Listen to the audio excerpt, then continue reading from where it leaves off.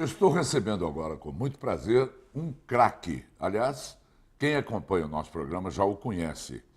É o Dr. John Lewis, que está aqui mais uma vez no Brasil, a convite da Ultrafama. Na verdade, ele é um consultor da Ultrafama. Eu quero falar um pouquinho do Lewis, que ele é um médico bastante diferenciado e muito respeitado.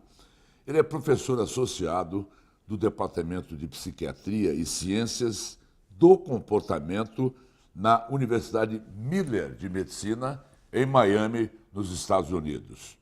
É o principal pesquisador de nutrição, de dieta suplementar, exercícios e estudos de equipamentos médicos da universidade. É atleta, possui uma metodologia específica de treino e de suplementação e veio ao Brasil participar de um evento muito importante, que foi muito concorrido, o 3º Simpósio de Educação Continuada da Comissão Nacional de Médicos de Futebol, evento que foi organizado pela CBF e que aconteceu no Rio de Janeiro. The first time in Rio? No, the second time. Second time. Second time. Em São Paulo? Third time. Third time. Yes. How are you, Lewis? I'm doing well. I'm doing very well. How are you? And Miami? I'm doing great in Miami. Miami is always welcome to you and to your friends and to my friends anytime. Eu já vou começar perguntando ao Dr. John Lewis coisas que ele abordou no simpósio. Qual é a importância, Lewis, da suplementação para os atletas, que foi uma coisa que você, suplementação vitamínica para os atletas? Dietary supplementation for athletes is very important. So typically today we cannot get all of the food that we need all the nutrition that we need just from food alone. So taking dietary supplements is not only important for physical and athletic performance, but for health overall. And there is so much research now showing that certain key nutrients, for example, protein, carbohydrate, curcumin, creatine, branched chain amino acids, beetroot, cherry tart. There's so many different things now that are showing these specific nutrients, whether it's a macronutrient or a micronutrient, are very important for enhancing sports performance, physical performance. So I would tell any athlete watching the show today that if they're not taking a dietary supplement, they're not optimizing their performance. They're not being at the peak competition level because they're actually missing out on things that probably their competition is taking. So there is so much science that's been published now in terms of how important, again, these certain nutrients that I've mentioned are very important for physical performance of all types, whether it's aerobic endurance, strength, power, recovery time, even mood. I mean, even your mood is so important in terms of motivation, how you respond to a challenge, a stress, whatever. All these things are so improved by the fact that we can use dietary supplements to get to a next level in our competitive, let's say that in our competition, whether it's soccer, basketball, baseball, really the sport doesn't matter. It's about enhancing the physical capacity. All sports modalities. All sports. All sports. Correct. Lewis, e claro que tem uma importância a suplementação para quem não é praticante de exercícios, não é praticante de esportes. Qual é o tipo de recomendação que você faz em matéria de suplementação vitamínica? Porque tem muita gente, queria que você respondesse também, que coloca em dúvida a validade de uma suplementação vitamínica. Eu queria que você também falasse um pouquinho sobre as evidências que você teve como profissional a esse respeito. Kind of the same thing for athletes, for people in the general population, people who are exercising, even people who are not exercising. Again, dietary supplements can be very important. The work that I have done in my own laboratory looking at specific saccharides, these are sugars, but I don't like to use the word sugar, I like to use the word saccharides because it's more biochemically correct. These things are very important for the immune system. They're very important for cognitive functioning. They're very important for the heart. They're very important for the liver. All of our major organs need nutritional support. And so again, it's challenging for many people to be able to get all the nutrition they need just through food alone. And so dietary supplements, with a high quality dietary supplement, this is where you can make up the deficit between what you're missing out on in the food and then what you can get with dietary supplements. So it's very important. And the science is, I mean, we have a lot of science today. This isn't like 40 years ago where, oh, well, you know, maybe it's speculation. Now, today, there are hundreds and thousands of studies that have been published showing the benefits of very crucial nutrients to our overall health and well-being. Your opinion, what the 5 more important vitamins? Wow, that's a great question. I don't know if I could just give you 5. Give me 5. Give me 5. Give you 5. Well, okay, for one, we have, worldwide, there is a vitamin D deficiency. And vitamin D is so cheap. You know how we get vitamin D? Through the sunshine. If people would go out in the sun and then get their vitamin D, we wouldn't have this worldwide epidemic. Unfortunately, now people are scared of skin disease, melanoma, things that can damage the sun. And granted, you don't want to get too much sun exposure, but vitamin D is very inexpensive. It's not like taking, you know, something that's very cost prohibitive. It's very cheap for people to get vitamin D. Vitamin D deficiency is linked to now so many different cancers, brain disease, heart disease, liver disease. Vitamin D is crucial for everyone to be taking. And so when you say a vitamin, you know, there are vitamins, there are minerals, there are phytochemicals, there are other things that go along with what we would call a nutrient or a dietary supplement. So I would say vitamin D is absolutely a big one. Omega-3 fatty acids is another important one. Omega-3 fatty acids are typically not consumed in great quantity today by the average person. Why is that? Well, we've shifted away from eating a lot of omega-3s to eating a lot of omega-6s and omega-9s. These are also fatty acids that we need, but we don't need them in the amounts that the average person is getting them today. So we've shifted away from too much omega-3 to too much omega-6 and omega-9. If we can get back to omega-3, now we reduce our risk of cardiovascular disease. We reduce our risk of brain disease. So this is also a very important nutrient. I would say magnesium is another one that's magnesium is very important.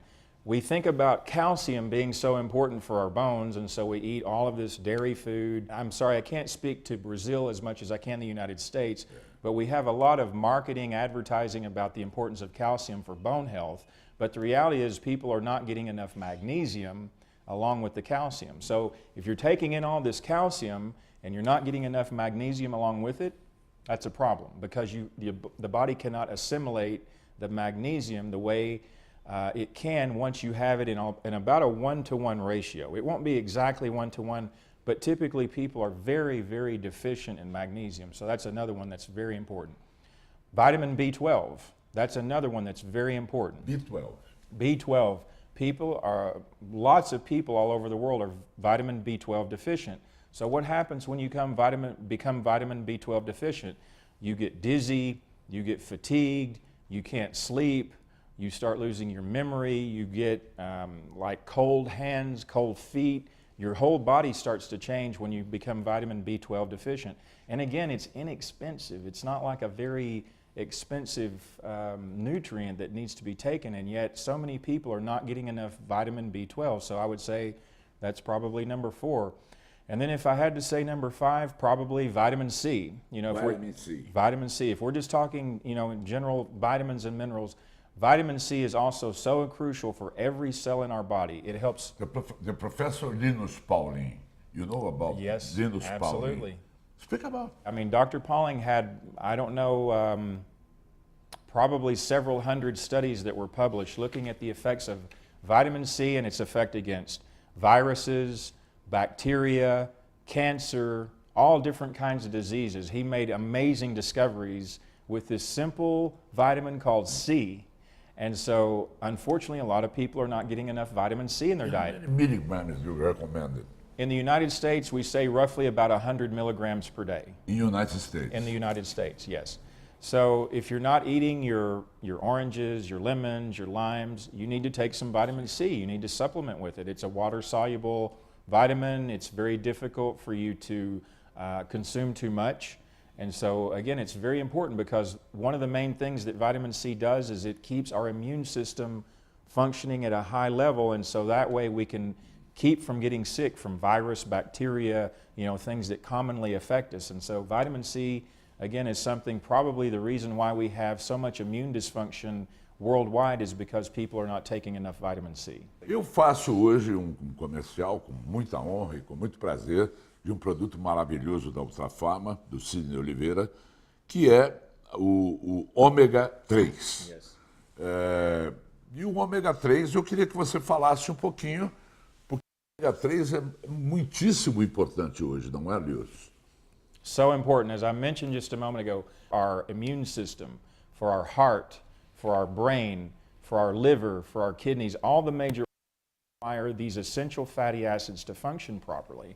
And as I was mentioning, people have typically shifted from eating omega-3s that you get in like almonds or walnuts, and they're eating a lot of omega-6 and omega-9 that you get from corn, for example.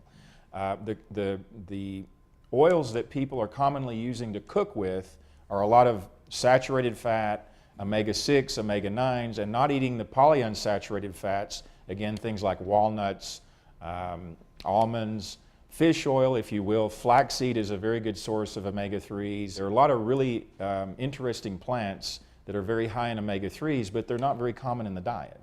And so again, people are not eating a lot of omega-3, and this is one of the reasons why, again, people are suggesting that we have such high rates of different types of cancers, type 2 diabetes, cardiovascular disease, dementia, Alzheimer's disease, Parkinson's disease, MS, the list goes on and on and on. People are sick today. We have a planet of so many sick people, and omega-3s is one of the key things to not only helping people who are sick get healthy again, but if they're healthy now, like you and I are, if we're healthy, we don't want to get sick, right? We want to stay healthy. So we want to take our omega-3s to keep from getting any kind of disease as we go through the lifespan. So omega-3s are so important. And as I was mentioning earlier about the research in sports performance, there is now so much information that's being published. Year after year, we get more and more good information about the effect of omega-3 and how beneficial they are to the entire body, particularly the heart, the immune system that covers us from head to toe, and the brain. Those are the three most important areas. What's the best vitamin to the libido? For the libido? Libido, é assim que se fala? In English, libido? Yes, for the libido. For men and for women. For men and for women. Wow, that's a great question. So this is an obvious area of topic, a topic area that the average person is very interested in. No Viagra. No Viagra. I don't think about Viagra. That's right. We're staying natural here. We're not going down the drug route. So to boost your libido, omega-3s would actually be something that would be beneficial for. Yes, absolutely, because because what you're doing is you're stimulating your brain. I mean, the most important part of sexual functioning, I mean, besides the actual tactile stimulation on the sexual organs themselves, is your brain, right? Your brain's functioning. And also microcirculation. So if someone has erectile dysfunction, that is actually microcirculation dysfunction. It's actually atherosclerosis. And so omega-3 fatty acids will help to keep the cardiovascular system running appropriately to allow blood flow to go where it's supposed to go at the appropriate time. But also an issue with libido would be depression.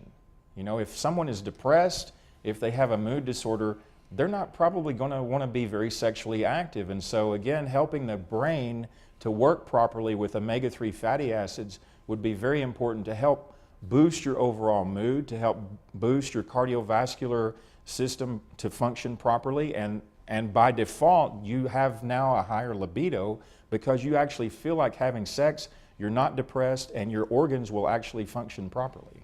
And the drinks, a little bit wine a day?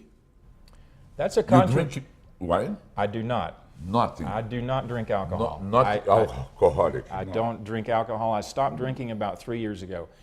Drinking alcohol is, I would say, a controversial topic, and here is why. On the one hand, research shows that drinking alcohol can reduce your risk of cardiovascular disease. Now, is it the alcohol itself? Is it the resveratrol? Or is it some combination of the two? We don't really know the answer to that. The wine industry says red wine is very high in resveratrol, and resveratrol is a known antioxidant. Do you recommend resveratrol in capsules? Do I recommend it that way? Yeah. No, because you can get resveratrol from all your fruits and vegetables. What most people don't realize is you get all this resveratrol from fruits and vegetables just like you do from red grapes. But let me answer your question. So on the one hand, some of the research shows that drinking a little, as you said, a little bit of alcohol is good. There's no problem with it. It reduces your risk of cardiovascular disease. It puts you in a better mood. It reduces your stress. These are the kinds of things that alcohol has been shown to do a little bit, a moderate amount. However, on the other hand, that same amount of alcohol consumption has now been shown to be very significant risk factor for various forms of cancers, and particularly for women with breast cancer. It's even worse for women than it is for you and me as a man. So what do you want to do here? Do you want to weigh the difference between drinking for cardiovascular health or drinking and then exposing yourself to more risk of cancer? I would choose no drinking, because you can, again, get resveratrol from all your other fruits and vegetables. And why not do that? Because that way you get your benefit for your cardiovascular health, and then you don't have to expose yourself to different types of cancers. If you enjoy the taste of alcohol, okay, that's fine. Have a drink occasionally. But again, there has been a lot of research in the last few years that showed that even just a little bit of alcohol exposes you to greater cancer risk. So about 3 years ago, I made the decision not to drink anymore. Olha, eu fiquei sabendo, eu pesquisei com a equipe do Dr. John Lewis, que nos honra com a sua visita, que ele mantém uma dieta muito especial à base de alimentos integrais. Eu queria que ele falasse sobre a dieta pessoal que ele adota. So I have been eating a plant-based diet for 20 years. 20 years. 20 years. Same foods? Same basic foods. I have not eaten animal food for 20 years. Animal foods? No red meat, no fish, no eggs, no dairy, no poultry, nothing. I've only been eating plants for 20 years. There are now hundreds, if not thousands, of studies showing the benefits of eating a whole food, plant-based diet compared to eating animal tissue. And I don't consider, you said the word special, I don't know that it's anything special. I was inspired about 20 years ago to change the way I was eating, and it started happening over kind of like a baby step approach, where I first started out deciding that I no longer wanted to eat dairy food, drink milk, eat cheese, and then it went from there, and I started eliminating other animal foods. And so once I made the decision to start down that path, over about a 6-month period, I totally eliminated all animal food. And so again, this has now been about a 20-year period where I only eat plants. I eat a wide range of fruits, vegetables, nuts, seeds, legumes. I basically eat any plant. I don't really have a preference for one or the other. I eat a lot of greens, anything that's green, like spinach, broccoli, kale, collard greens. Those are green foods are most of my favorites. I eat a lot of beans, lentils, brown rice, nuts and seeds. I make a smoothie every day. That's one of the things I can't do it when I'm traveling. I don't have my blender with me. De Brazilian feijoada? Never. No. Never. No. And the caipirinha? No. Never. No.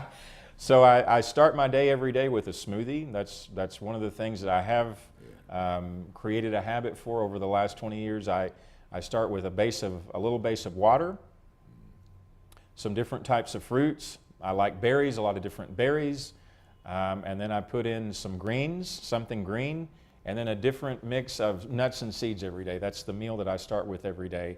And I usually eat somewhere between 2 and 3 meals a day. That's usually what I maintain at this point, around probably 2,500 calories a day, something like that. And it works for me. And then I combine that with my exercise training. I try to work out every day. I do something for 45 to 60 minutes every day, and I do a very high intensity type of training. So my goal is to be as healthy as I can for as long as I can. There is no cure for death. I recognize that, but my goal is to not be sick.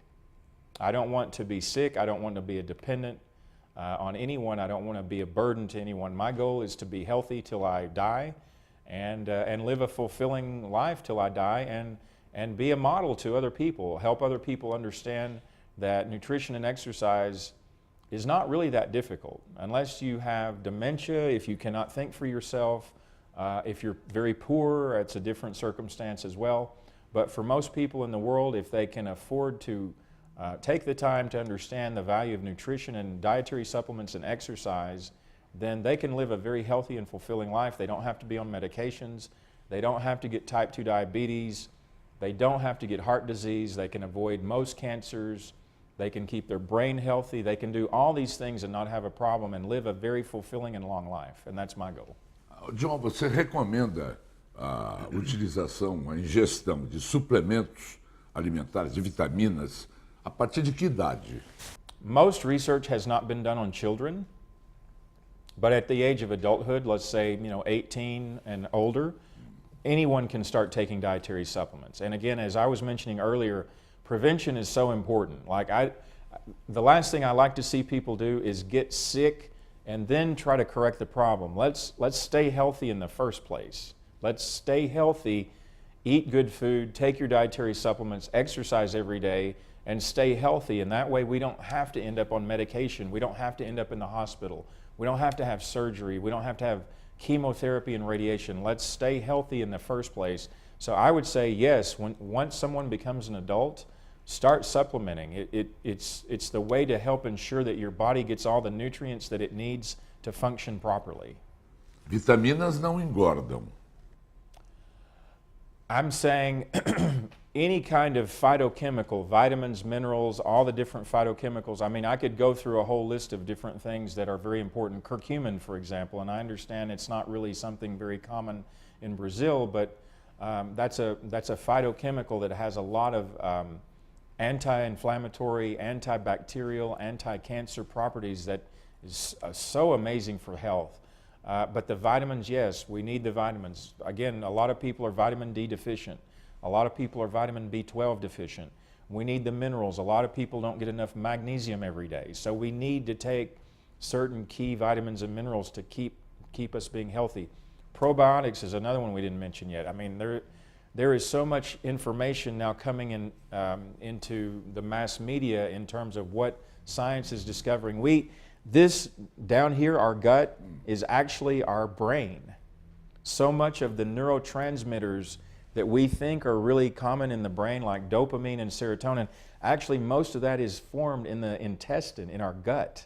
And so our brain is so eloquently linked to our gut. And if our gut is not healthy, our brain cannot possibly be healthy. So taking a probiotic is something that helps keep the flora in balance in your gut to help your gut continue working properly, because we have this constant communication going back and forth between our gut, the brain in our gut, and the brain in our head. It's a fascinating discovery that's going on, showing how the gut works in comparison to the brain or in conjunction with the brain.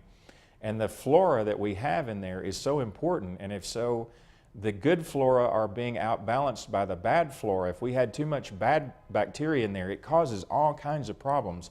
And to me, it's no wonder we have so many people today who have depression and anxiety and other mood disorder, because their gut is a mess. And if we can get their gut fixed, then their brain is going to function better, and they'll not have depression or anxiety or be on the way to dementia or other neurodegenerative problems. It's so fascinating. And so probiotics can be a part of your daily regimen to help protect your gut and keep that second brain functioning properly. The vitamins, no or yes?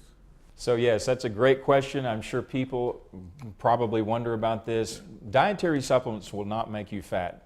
Dietary supplements have let's be very clear. Dietary supplements are typically micronutrients, meaning that they don't have any energy. They don't have any carbohydrate, fat, protein. You can take a dietary supplement that's like, a protein powder that comes like in a big container that you would use as a pre-workout or a post-workout formula. Those have energy in them, but it would be literally impossible for somebody to get fat taking a protein powder, a post-workout, a pre-workout powder. Food makes people fat. We are unfortunately becoming an obese species. We have obesity, overweight running rampant all over the world, and it's because people are eating too much food, not because they're taking too many dietary supplements. Literally, it's literally impossible. It's like me drilling a hole in my head and feeling no pain there. That's how impossible it would be to say that dietary supplements would make people fat. It does not happen. John Lewis, last question. Yes. Herbs antioxidants, Okay. like pycnogenol, L-glutathione. Your opinion about the herbs? Great question. So, some herbs are really amazing. You mentioned too, pycnogenol. Again, that's something that's had a lot of really good science published on it. And antioxidants, and you said specifically antioxidants, let me address that. Antioxidants are so important. We are constantly, you and I just sitting here right now, our body is being stressed out because every time we take in a breath, when we process that oxygen and exhale out carbon dioxide, we have created oxidative stress on all those cells in our body. And so our body is constantly fighting this back and forth between being antioxidant and pro-oxidant. And so we need enough antioxidants in the system to be able to keep that oxidative stress down. And so you mentioned a great one, pycnogenol, which does that very well. Glutathione is also considered the master antioxidant in the body. And unfortunately, as we age, our glutathione levels start going down like this. And so the older we get, the less glutathione the body makes. So it's very important to have nutrition. Things like vitamin C, for example, is another one that's a very well recognized antioxidant. Vitamin E is another one. Beta carotene is another one. Alpha lipoic acid is another one. These are all nutrients that we can get through dietary supplements in nice concentrated quantities to be able to elevate that glutathione level in the body. So that's so important. And so again, depending on what your goal is, depending on what your purpose is for taking that product, we all are being bombarded every day by oxidative stress, by inflammation, by the toxins that we breathe in the air that we can't even see, by the stuff in the soil, by what in the water in our food. Everything that we're now taking into our body has some level of toxins, pollution, chemical contamination, whatever. And so all of these nutrients are so crucial to keeping that status, that antioxidant status, on the side where we want it to, and not on the bad side, the pro-oxidant side. Now we can also be too pro-oxidant. We also don't want to, be too pro-oxidant either. It's kind of like you can drink enough water and drown. You can drown on water, of course. But again, that's a very extreme example that most people are not in danger of. So the idea that you would take things like pycnogenol or L-glutathione is, again, very important, especially as we age, especially as we get Deixa eu older. falar, são ervas que não têm à venda no Brasil, porque ainda não foram aprovadas e esperamos que a outra farma faça um esforço para trazer os benefícios de pycnogenol e etc. Não é? Of course. So in the meantime, when you don't have things that have been approved in the U.S. or other countries and not in Brazil, that makes it even more important to have your vitamin C, your vitamin E, your beta carotene, all of these vitamins that we know are known antioxidants. Those are even more important if you don't have access to some of these other, let's call them a little bit more exotic herbs, a little bit more exotic dietary supplements.